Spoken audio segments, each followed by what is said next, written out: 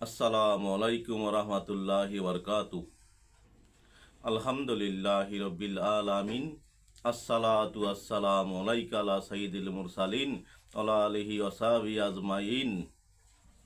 সমস্ত প্রশংসা একমাত্র মহান আল্লাহ তাআলার জন্যে, লাখো কোটি বরং তার চেয়ে বেশি দুরুদ ও সালাম শ্রেষ্ঠ নবী, নাবিদের নাবী, উম্মতের কান্ডারি, সাফায়াতকারী রসুলে মাকবুল সাল্লাল্লাহু আলাইহি সাল্লামের উপর এবং সকল নবী আম্বিয়া এবং সকল উম্মতের প্রতি সালাম এবং দোয়া।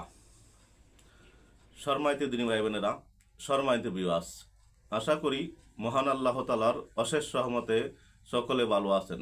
তাই আসুন শুকরিয়া তান সকলে একবার বলি আলহামদুলিল্লাহ। আলহামদুলিল্লাহ যত বলি অতই নেয়ামত আসতে থাকে এবং ভালো লাগে। তাই প্রাণ খুলে, মন খুলে, অন্তর অন্তর থেকে মহান আল্লাহ তাআলার দরবারে শুকরিয়া তান আবার বলি আলহামদুলিল্লাহ। সম্মানিত ভিউয়ার্স, আপনারা দেখছেন রেহান টিভি 98 ইউটিউব চ্যানেল। এই চ্যানেলের মূল উদ্দেশ্য হাদিস কোরআন থেকে ইসলামিক ভিডিও আপলোড করা। যারা নতুন দেখছেন অনুগ্রহ করে একটি সাবস্ক্রাইব করে পাশে থাকা বেল আইকনটি ওপেন করে দিবেন, যেন ভালো দু একটি কথা আপনার কাছে পৌঁছে যায়। সম্মানিত ভিউয়ার্স, আজকে মুসলমান জাতি তথা মানব জাতি বড় সংকটপূর্ণ অবস্থায় আছে। এই কোন সংকট? এই সংকট দুনিয়া শুরু থেকে কিয়ামত পর্যন্ত চলতে থাকবে। এর ভিতর কিছু লোক উপরে চলে যাবে, কিছু লোক নিচে থাকবে, কিছু লোক মধ্যস্থলে থাকবে। তাই তো রসুল পাক সাল্লাল্লাহু আলাইহি সাল্লাম বলেন, আমি শঙ্কা করি, ভয় করি আমার উম্মতকে নিয়া, যারা দুনিয়াবি হয়ে যাবে, আঁকেরমুখী হতে চাবে না। এবং অপর হাদিসে আসছে রসুল পাক সাল্লাল্লাহু আলাইহি সাল্লাম বলেছেন, আমার উম্মতের প্রথম অংশ ভালো, শেষ অংশ ভালো, মধ্যের অংশ আবুদো না। আজকে আমরা সেই মধ্য জমানা আছি মনে হচ্ছে। কিয়ামত সংঘটে যারা আঁকরিন হবেন তাদের অনেক মর্যাদা আল্লাহ তাআলা দিয়ে থাকবেন। সম্মানিত ভিউয়ার্স, যেটি বলতে চাচ্ছি আশা করি বুঝতে পারছেন কোন সংকট। আমাদের অববন্টন এটা একটা বিরাট সমস্যা। এই সমস্যার থেকে সমাধান অনেকে পায় না, অনেকে পায়। বহু টাকার মালিক, মনে শান্তি নাই, ঘরে শান্তি নাই। এর কারণ কোথায়? তার আরও চাই, আরও চাই। একটা বাড়ি আছে, আরেকটা বাড়ি করতে হবে। ঋণ করে হোক, চুরি করে হোক, ঘুষ নিয়ে হোক, যেইভাবে হোক করতে হবে। আসুন আমরা এই ঋণ থেকে কীভাবে বাঁচব, ঋণ থেকে বাঁচার জন্য আজকে আমরা ছোট্ট একটি আমলের আলোচনা করব।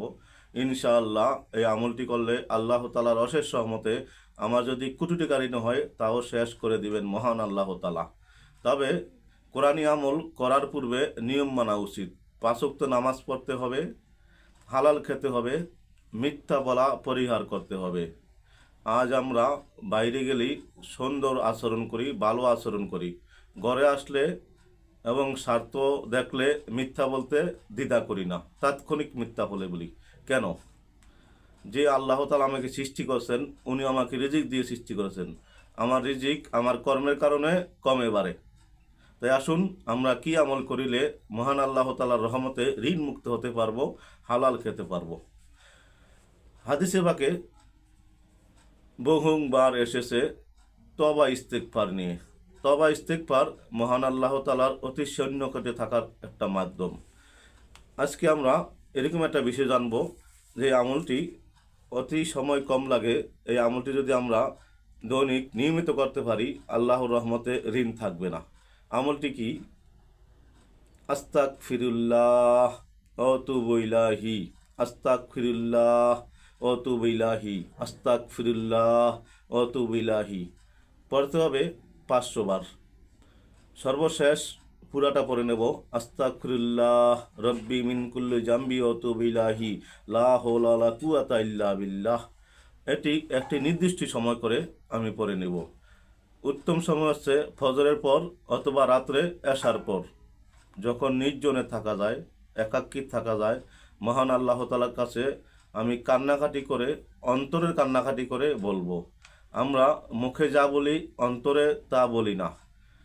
মহান আল্লাহ তাআলা আমাদের চেহারা দেখবে না, রূপ দেখবে না, দেখবে অন্তর। অন্তর কি বলে। তাই আসুন আমরা অন্তর পরিষ্কার করি, দুনিয়া আখিরাতে কামিয়াব হই।